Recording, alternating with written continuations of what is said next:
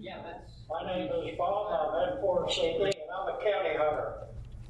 And this year I got derailed with a new program put out by the ARRL. I'm going to talk about National Parks on the Air, NPOTA. This is my normal mode of operation. I run mobile. I've run mobile from every county in the United States. Whoa. This year, starting in January, I got interested in the ARRL program, which is about putting out the counties and putting out the national parks and trying to work the national parks. Okay, what is it? It's a year-long event sponsored jointly by the ARRL and the National Park Service.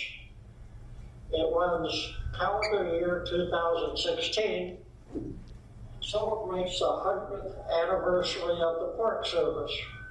First park was created 100 years ago.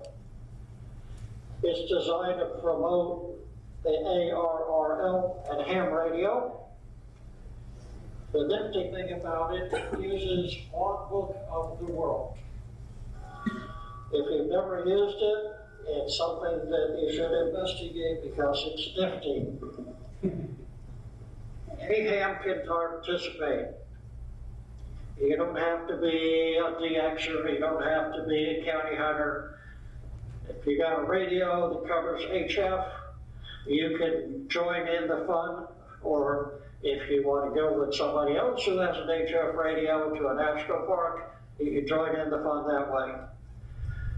It's a very popular program. It's probably one of the most popular programs that ARRL has come up with in the past 20 years. Well, how do you participate in this? There's two groups of people. They're what we call chasers. They operate from home. They try to work as many of the 483 national parks and park units as possible. There are awards to work for, and there's actually an honor roll just for this program. The Logbook of the World tracks all the contacts. On the other hand, you could be like me and be an activator and go to the national parks, monuments, and different preserves. I go there, I get my mobile setup, and I go try and make as many contacts as I can for the time I'm there. I upload my QSOs to Logbook of the World. There's no QSL cards involved. Very few people send QSL cards. Everything is confirmed by a Logbook of the World. There's 486 different national parks, monuments, preserves, wildlife areas. Some are pretty easy to put out. If you go to Yellowstone, there's hundreds of miles of roads in the park. There's campgrounds. You can set up anywhere and put out the park. Some of them are quite challenging, and we'll get into that in a second. Now, every national park has a designator. You'll get involved and you'll hear things like HP34, MP04, LK02. Sort of like DX country prefixes. They can catch on pretty fast. HP is a historic place. National parks are NP, NP01, NP02. We have national lake shores, national seashores like Padre Island. We've got wild rivers and trails. You learn the lingo pretty fast. I bet you didn't know we have 486 different things run by our government, the National Park Service. And that's just one government organization. Okay, so what do people chase? What do people try to work? Sort of like DX countries. You know, there's what, 300 something on the DX list of countries to work. Well, there's 486, which consists of 59 national parks. Parks you've probably heard of: Yellowstone, Grand Canyon, Big Bend, Texas, Yosemite, California. But in addition, there are hundreds of monuments, historic places and sites, trails, associated areas covering all 50 states and the territories, including Guam, Virgin Islands, and also things like the White House, Lincoln and Jefferson Memorial in D.C., the mall itself, the Vietnam Mall, or excuse me, the Vietnam Memorial on the mall, World War II, Korean memorials. We got one up in Oklahoma City. That's a memorial to the terrorist bombing that happened back there in the 90s. What do we have in Texas? Coast to us. Well, we've got Big Bend. How many people have heard of Big Bend National Park? How many people have been there? Yeah, quite a few. We've got another called the Guadalupe Mountains out west. Who's been there? Davis Mountains. Tristan? Now we have some you may not be familiar with. Palo Alto Battlefield, down by Brownsville in the tip of Texas. Fort Davis Cavalry Post out in West Texas. We have San Antonio Missions down in San Antonio. And we have a new park that was just created last year by Barack Obama. It's the Waco Mammoth site. Been there. Where you can go see 6,000 and 8,000 year old mammoths being dug up out of the ground. And we have 2 recreation areas. And we have one out in northwest Texas called the Olive H. Flint Quarry Monument, going back thousands of years, where the Native Americans went and they quarried flint to make their arrowheads and knives. Well, I try to get around and put out national parks. Everything from Chimney Rock in Nebraska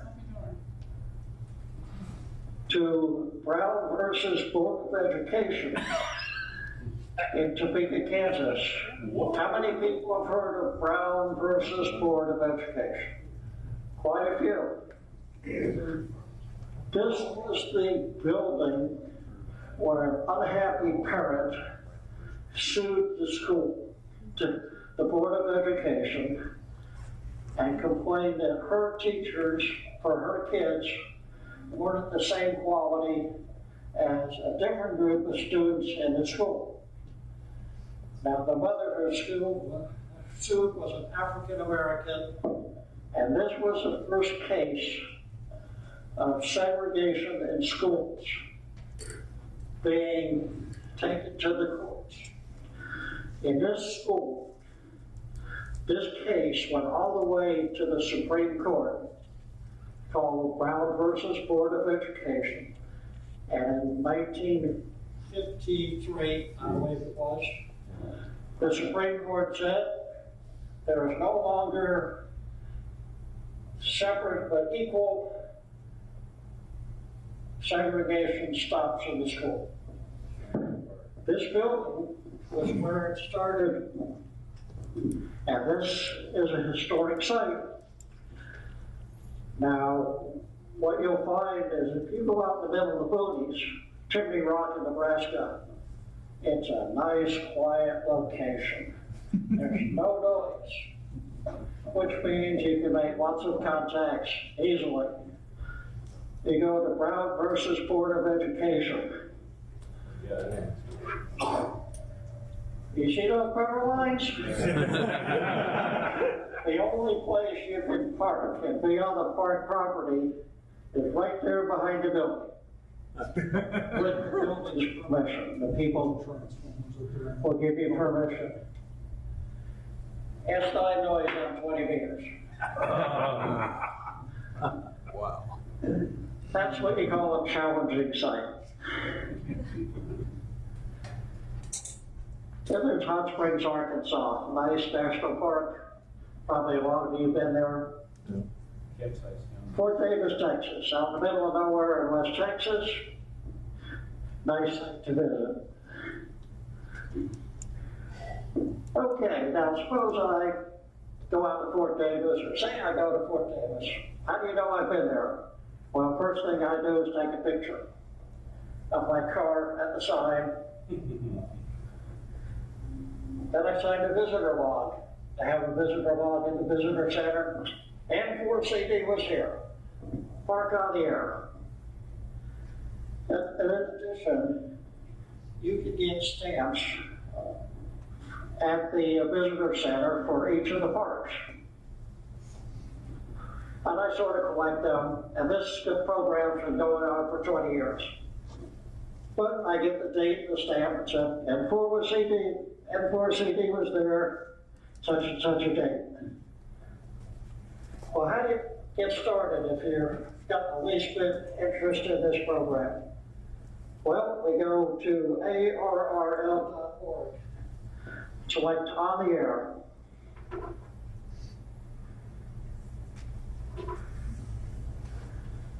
And right up there, we have the rules. It's sort of like the XCC. You got some rules, you gotta follow. There's a frequently asked question section.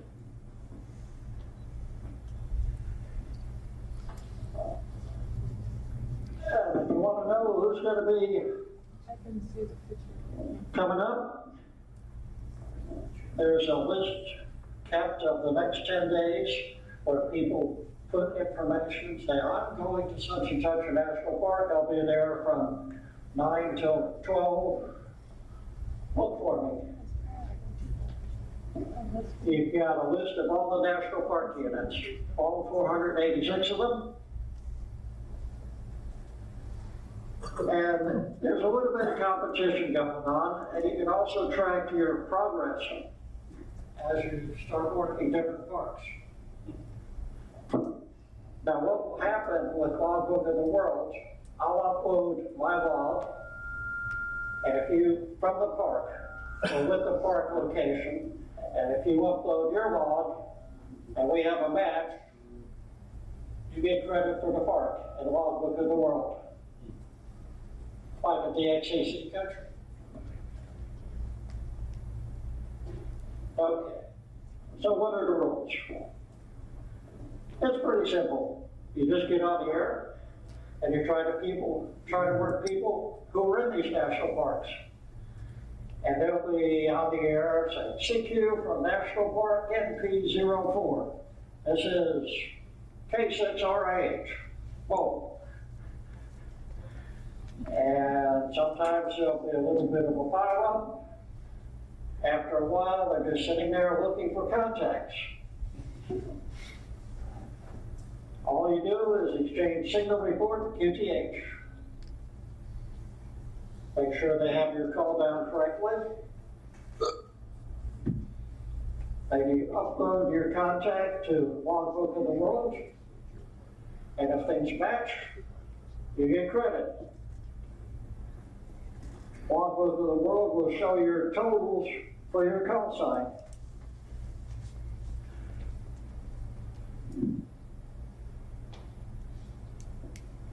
Yeah, some people are not on Logbook of the World. Until January 1st, I wasn't. I decided I was going to get in this game. If you're going to go to a national park and put it out, be on Logbook of the World. Otherwise, everybody will begin to hate you. Because they won't get credit unless you upload your logs to Logbook of the World. Now, there's no charge for using it. You don't have to belong to ARRL. It's simple to sign up. you get a program called Trusted QSL. This is a program that identifies you uniquely, so only you can upload your log data to the main server. This is so we don't have people trying to upload data for de-expedition, so they get credit for working in North Korea when they didn't. You get a Trusted QSL program certificate that uniquely identifies you, and you digitally sign your logs when you upload them. Is it like a password or? Now, there's a little bit of a learning curve, and I would suggest that anybody who hasn't been on Logbook of the World, to get an Elmer, to get it set up.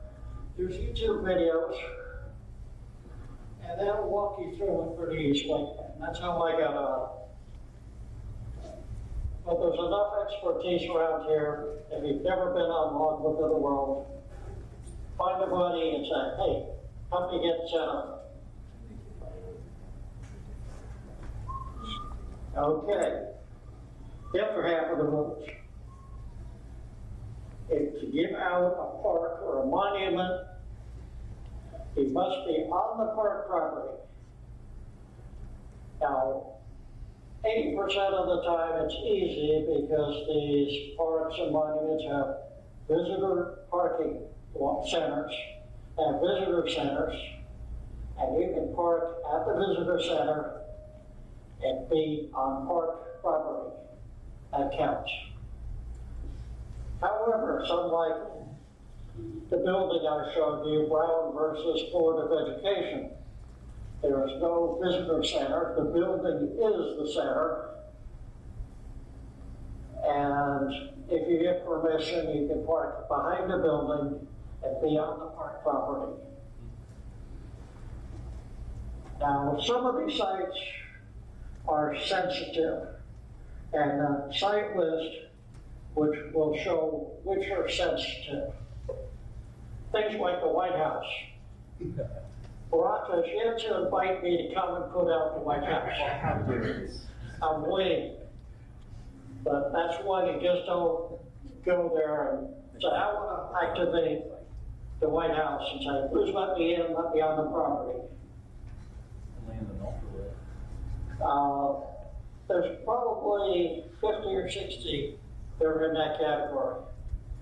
How do you handle something like the Statue of Liberty that's kind of out in the middle of a pond or something? It's on an island. It's on an island. I mean, how do you work that? Okay. He drives his car there. I'll cover that in a second. All right. It's a good question. Carl? If you're, let's say in a building like the Brown versus Board of Education, are you allowed to operate like a remote base, like, you know, have your car across the street, but, you know, activated with 2 meters, and, you know, operate your HF rig out of the car remotely through a 2-meter link? I didn't quite get that. Okay, are you allowed to remotely operate your radio? For example, No. if you're, okay. No. Okay, You and your equipment must physically be present on the property. understand. Okay, now, most of my operation has been with my car and the setup in the car. And in most of the parks, you just drive in and operate. You have to observe the sensitive designation. If you pull up behind Brown versus Board and they don't know you're there, they might arrange to have your car towed. But it's fairly easy there to get permission to park behind the building and say, sure, we know you're there. There's a couple empty spots, go ahead and use them. If you're going to set up portable, and about half of the activators don't have a mobile setup, they bring their radio car battery, set up an antenna, everything from a buddy pole to maybe stringing out a wire. Then you're going to have to coordinate with park rangers. Are we, let's see, I'll put it there. All right, we got volume again. 1, 2, yep. If you want to set up portable, you need to coordinate. Unless you're going camping in Yellowstone, in which case you got your campsite, don't worry about it. But if you're going to go to most of these park units and set up portable, you need to talk with the rangers. In most cases, they say, fine, we got a picnic area over here, go set up in the picnic area. But call ahead, email, and I don't know about holding out here. Call ahead. Bob, can I change the battery in that? Time for battery change? I don't know, let's try it out. QR.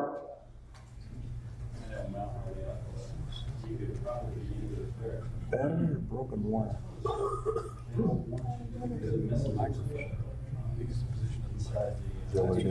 That's just my opinion. I'm afraid what will happen, I'm just gonna let it, if they can always edit it. They're gonna, That's a good question. Swim Mobile. Swim Mobile. gotta watch for the sharks. Yeah, but you'd have a heck of a ground plane. Oh, yeah. Oh, yeah. Especially if it's saltwater. Oh, yeah. We had a Sea Scouts had a 50-foot boat, and we had like a 3-foot Okay, all right, we're live again. the boat for the ground. Worked great. Now, some of the national park units are trails. Some of these trails are 1,000 miles long. We have regular trails like the Oregon, California, and Santa Fe trails. If you've ever watched a Western, you probably heard about them. But nobody uses them anymore, other than cowboy Western movies. If you park within 50 feet of them, or in a fort, or a mission where the trail went through right next to the fort, you run the mobile. We have another category of trails called scenic trails, like the Appalachian, the Ice Age, North Country. That's part of the name, the Appalachian Scenic Trail. These must be reached on foot. And you have to carry your equipment, and no mobile operation, nothing attached to your vehicle. At one time, on the Appalachian, would cross a road. And so you might be able to do something there.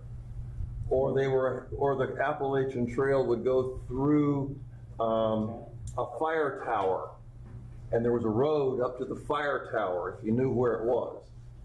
You can drive up the road, but you better walk the last 100 feet. Oh, man. Okay? You can drive near the trail, but you have to reach the trail on foot. Now, I'm not much of a hiker, and I put out several of these scenic trails.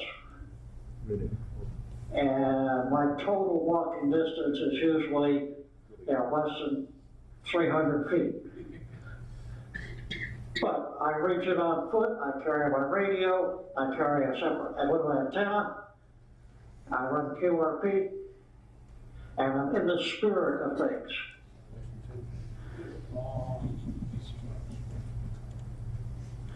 Okay, so what do we have for people that actually go to parks and put them out? We got little QRP guys on the trails and rivers and mountaintops. SLTA, summits on the air. These are the crazy guys, carry 2-pound radios, maybe a wire antenna, and they climb up 10,000-foot mountains. They get to the top, they try to string out their antenna and attach it to something, and they sit there for hours and try to make contacts from the top of the mountains. And there are equal number of crazy people that try to work them. But some of those summits on the air are in the national parks, like Rocky Mountain National Park and out in California, so they count for both.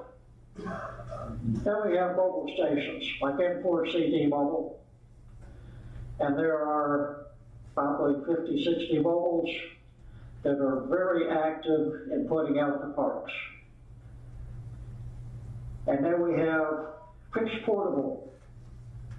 And these are people that go to the park, set up a little antenna, and maybe they run with the equipment in the back of their car, maybe they set up on a picnic table. Some people do it once or twice, some people do it every weekend at a different park. We also have some clubs going out big time. It's pretty tough around here. Our nearest park is 140 miles away. But some of these clubs, like in the DC area, they've got 50 parks within 100 miles. So some of the clubs go out like a field day operation. There's a group on the Dry Tortuga Islands off of Florida. They're going there for 5 days. It's like a de-expedition. They've got multiple transmitters, beams. They're going to run that dry as far as contacts. If we only have propagation, I could hear them. No problem. But, yeah, they're out there for 4 or 5 days with several people, big stations. So if we had decent conditions, something like that should be very easy to work. Now, most activity is on 20 meters from here. Back east, it's on 40 meters. And like most of the band activity, it's SSB by a factor of 10 to 1 over CW, and there's just a little bit of digital thrown in there. Some PSK31. But you'll see the spots come up, and it'll be SSB, CW, and a few spots for PSK31. And some of the people saying, I'm going to PSK31. Anybody around?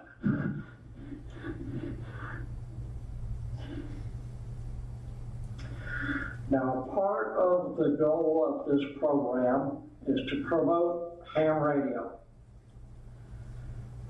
Now, many of the activators go out and they set up a portable setup, and they set up a big banner, National Parks on the Air, and they're there for 6 or 8 hours. They have handouts from the ARRL about what is ham radio, sort of like what we do at Field Day, except this is going on all around the country every weekend in at least 100 of the national parks. Some try to work with youth groups, expose them to ham radio, get them on the air, make a contact or two. And many of your clubs are getting in on activations of nearby sites. A little bit challenging for us, but many of the other clubs are close to a national park, and they make it a club activity to go out, try and maybe get a Boy Scout camp group to come by and spend an hour explaining what ham radio is, trying to get them to make a contact or two. Well, how popular is it? Well, there's lots of, and this lists how many park units people have worked. And there's some people, just like the DXCC honor roll, who want to be at or near the top of the honor roll. And that requires the work 75% of the national parks that have been on the air. To date, 45 of them have been. The ones that haven't are looking for volunteers to go to Alaska. Who wants to go to Alaska? Oh my God. Nobody. We've got about 20 park units up in Alaska. About 3 of them you could reach by driving. The rest, you need to go by airplane. Oh, McKinley.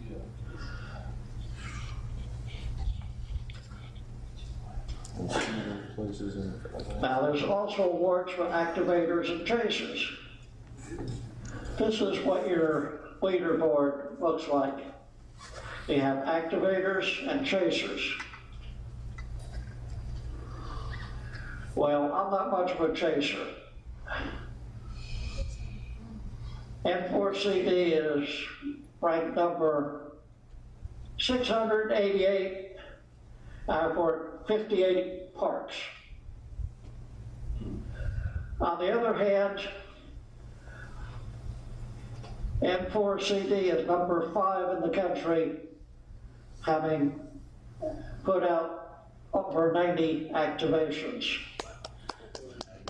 Now, I get credit for an activation if I go back to a park a second time and put it out again.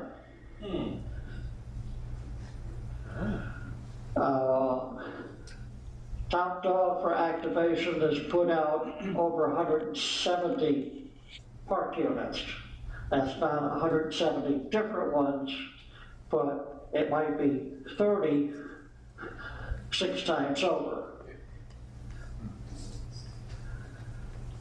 So one book of the world will keep track of where you are. Pretty soon we'll see K5RWK up there at 90 or 100 parks worked. I'm at 840 something right now, at rank. So you're outranked. Okay, so who's top dog? There's a little bit of competition going on here, just like DXCC. Warren, K5RWK down by Houston, has now worked over 400 of the 486 park units. He is tops in the country. There are people nipping at his heels because he has to wait for a national park to show up. Things like the White House, Ford's Theater in DC, 20 in Alaska, 1 in America, Samoa.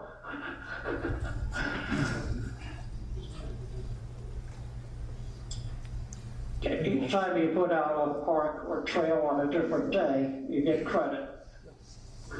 But from here, the nearest parks are 140 miles away, down by Waco or up in Oklahoma.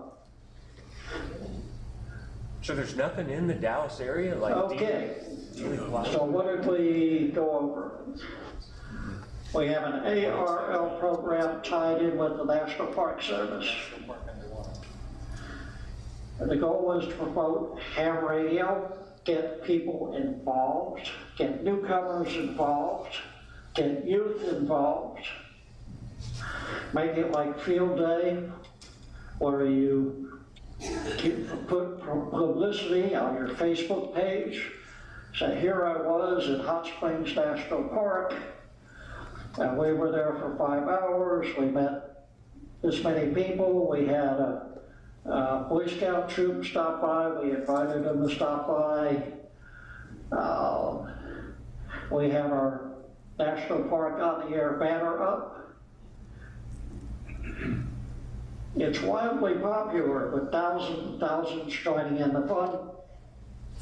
And you should think about joining in the fun. When there's not much going on with the DXCC countries, look for the parks. I don't know how many have been involved in the ARRL triple play. How many have played in that game? Just a few. Now that's a program where you try and work all the states on sidebands, on CW, and on digital. And all goes through logbook of the world. No QSLs required.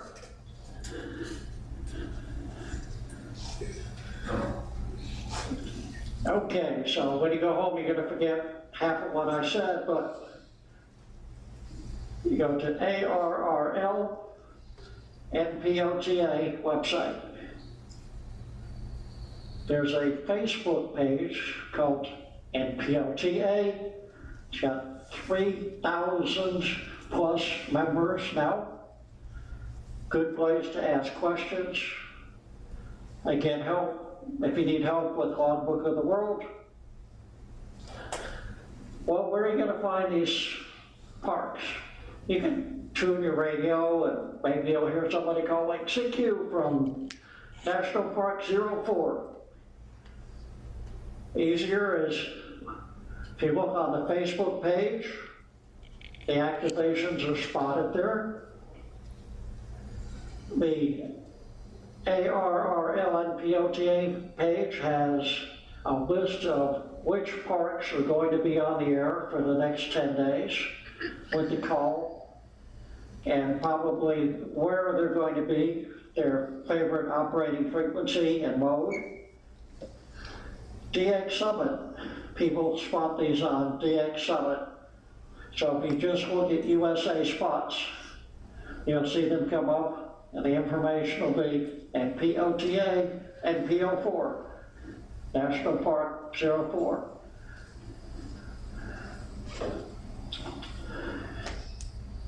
There have been a bunch of articles in QST. Maybe you read through your QST and then look at them. Several good ideas in there.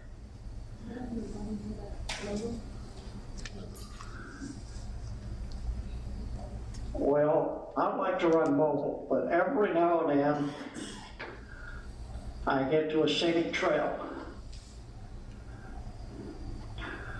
One of the first places I ran into this problem was Bill Clinton's boyhood home in Hope, Arkansas. It's a very nice site. It's 3 residential lots with a big iron fence around it and nowhere to park. And I said, darn, how am I gonna run this? And I'm a mobile operator. I've been all over the country mobile. Well, I broke down and said, I've got to come up with a way of running these, and I don't want to lug 80-pound car batteries with me. So,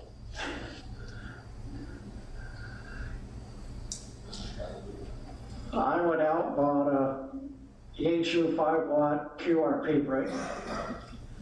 And then I said, well, I need an antenna. And one of the requirements of the Clinton house was it must be a freestanding antenna.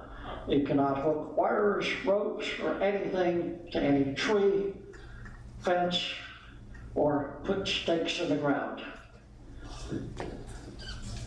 Which sort of limits your options. You can't throw a dipole up in the trees.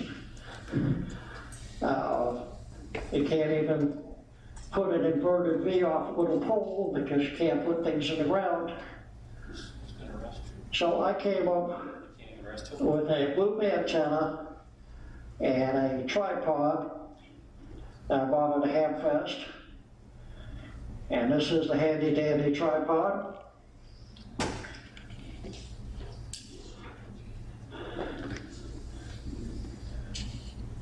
And I picked up what's called an Alex loop magnetic loop antenna. This is actually a small diameter loop, roughly 1/10 of a wavelength. It's lightweight. You can carry this up a mountaintop and it's not going to break your back. Covers 40 to 10 meters. It's rated 15 watts SSB. It's a fairly narrow bandwidth. And I'm going to show you how it goes together.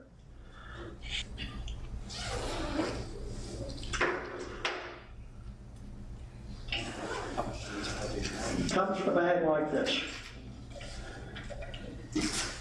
Bob, is there anything in the rules that requires that you operate on emergency power? Or if you've got, AC somewhere, can you plug in? Okay, I would need some help with the questions here. I'm not that good at hearing. That's all right. Is there? Carl, why don't you come up here and be my translator?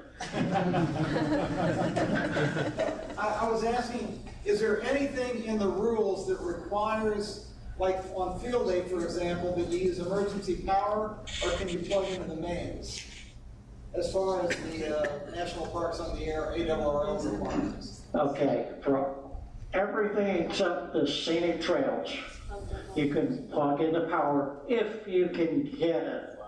My suggestion is don't plan on it, because most of these parks will let you set it portable, but you better be all self-contained. Okay, but the ARRL rules do not require. No.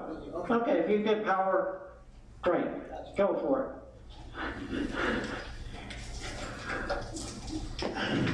Anybody ever tried balloons? Let's see here.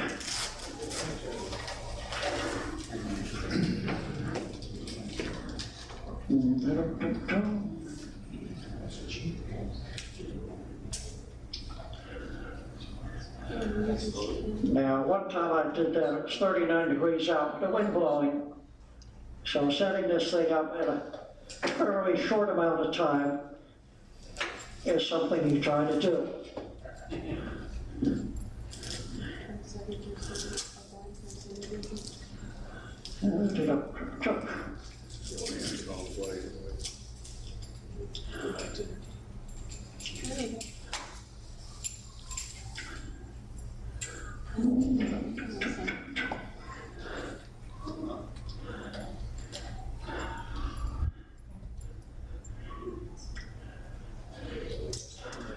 Now, one of the advantages of an antenna like this, get up on top of a mountain, and there's no trees around, there's nothing around to hook your dipole antenna to, even a long wire antenna.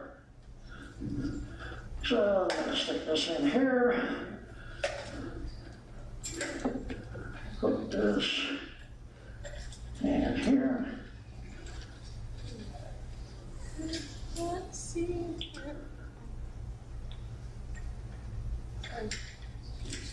Yeah. Hook this up to my radio, and I have a 40 through 10 meter QRP antenna.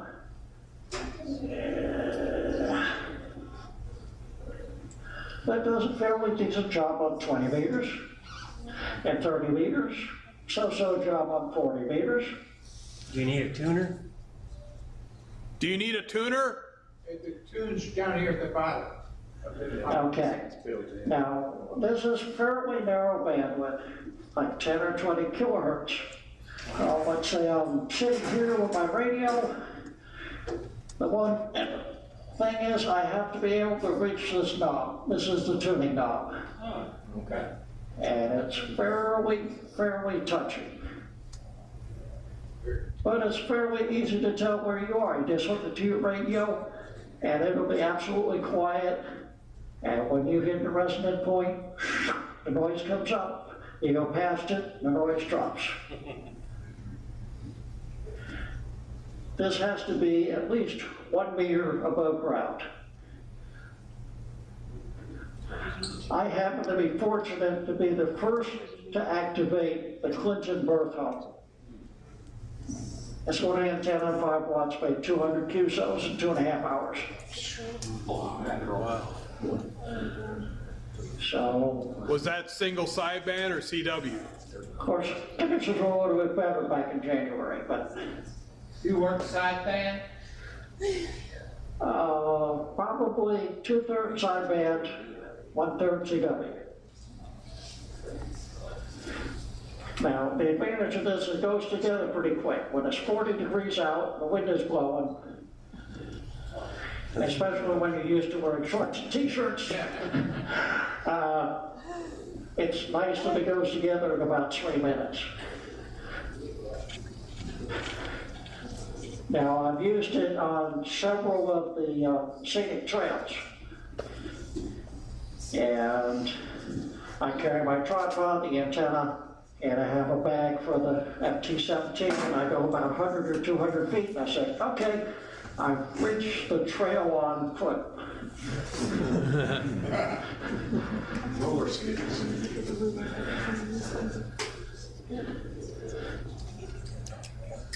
Okay. This is pretty amazing. You've got about a 10 or 20 degree no off the ends. So if you're sitting close by, every 5 or 10 minutes, you turn a loop a little bit just so you don't put somebody in the no. Now I gotta work on the lightweight tripod. Now it weighs twice as much as the antenna.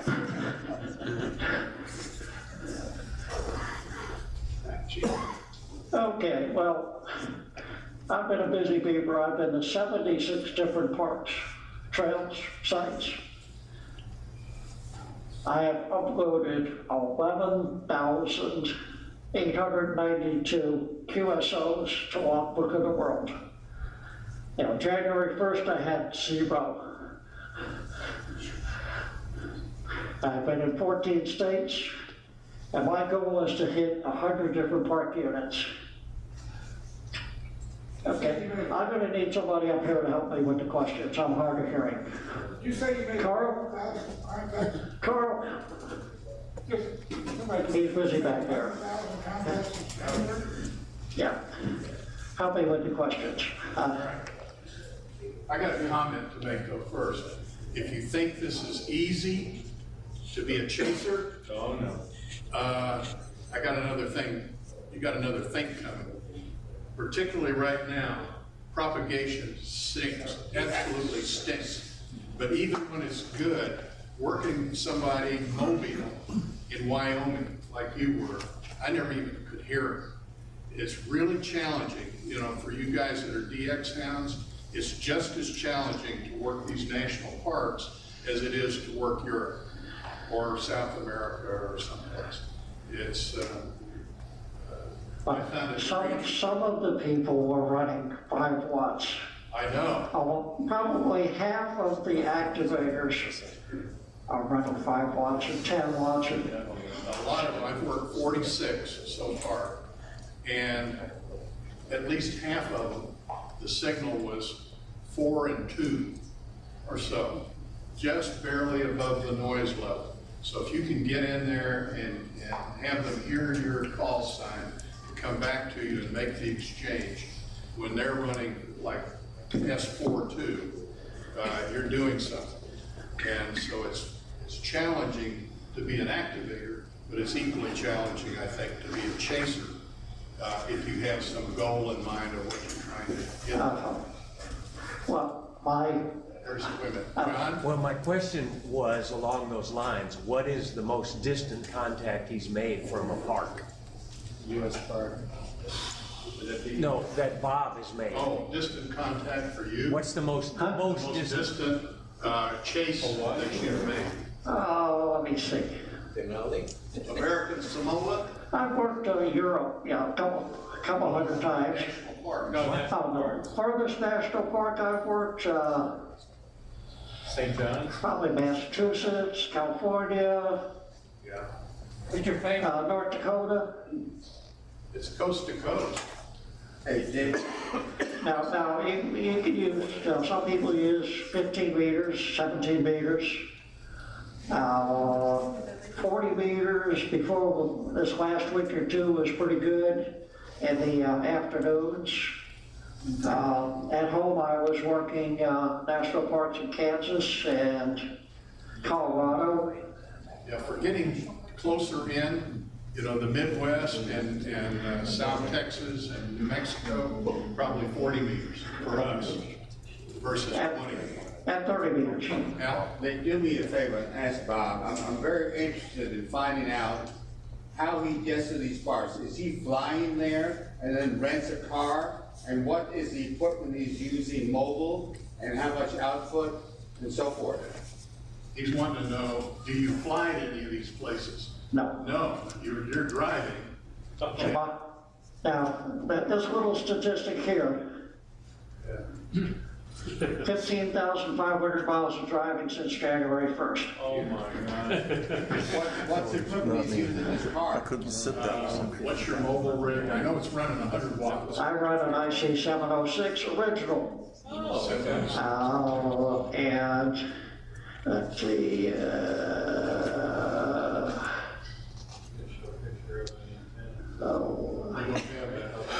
way in the beginning. There we go.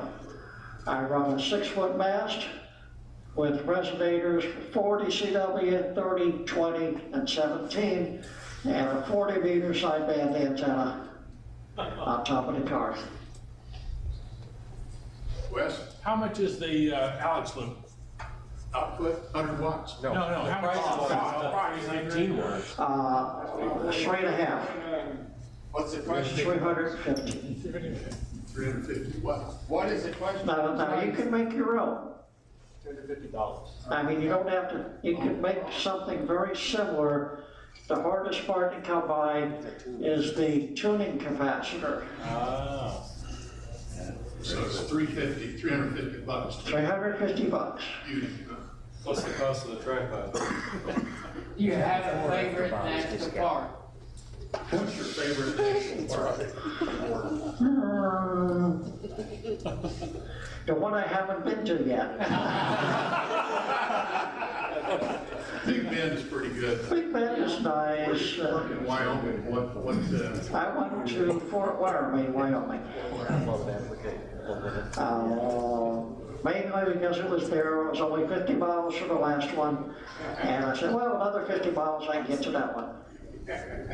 No, my favorite ones were the ones I got to first. First activation. The beginning of the year, that was easy because everybody was starting from ground zero and you could get to a national park and people wanted to work you and you'd work 300 people in 3 hours. that first week on the air for this national park thing, a lot of people activating, yeah, the pileups were huge. I know, because I was in them. Another question, how does he keep track of all these contacts? Does he have a laptop? How do you keep track of this stuff? How are you logging these contacts? In a logging program? I log them in a paper log. And then I'm typing them in the log. All 11,800 and something. That's old school. I do the same thing. Old habits die hard. I have a paper log and logbook. Well, the advantage of a paper log is if you type it in wrong, you go back and say, oh, it was Kilo Delta 2 Delta X-ray India, not Kilo Bravo 2. I have a paper trail. How would you do St. John's National Park? It's all underwater. You gotta have a pier. I think so. Or a buoy or something? Yeah, you gotta have something. If it's all underwater, an underwater park. St. John's National They have a Park. visitor center.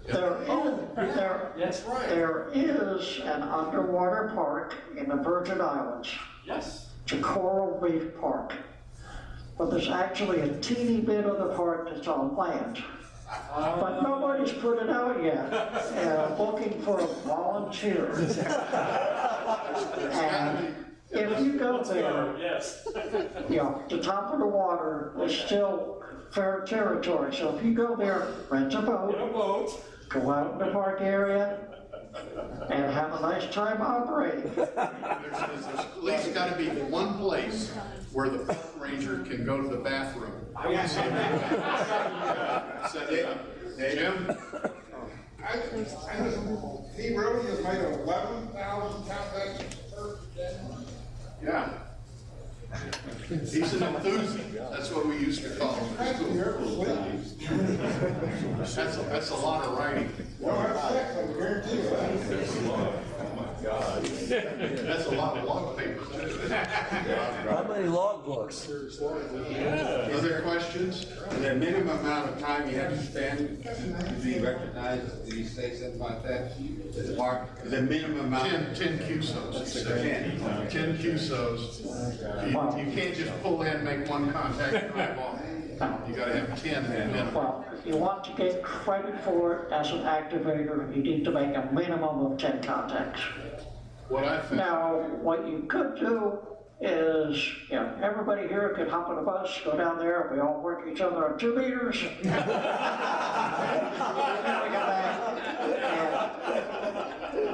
But then those people have to upload their log, well, they should, but they don't have to.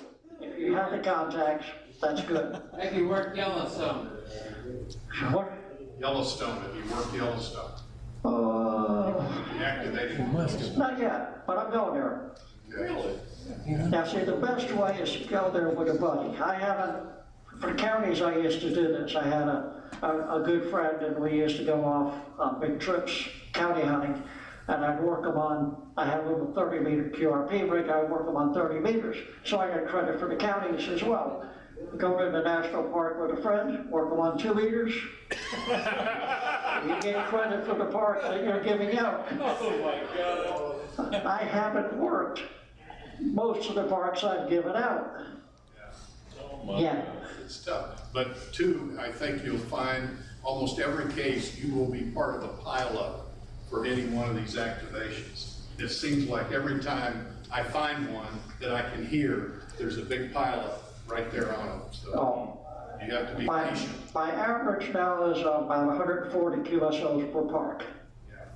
You just have to be patient. The record, well, this last trip, I was up in Michigan, and I went to a park called Father Marquette Memorial. And it's right by the big bridge between the 2 halves of Michigan. And it was sort of closed, but not really closed. The sign says park closed, there's a barricade, says road closed.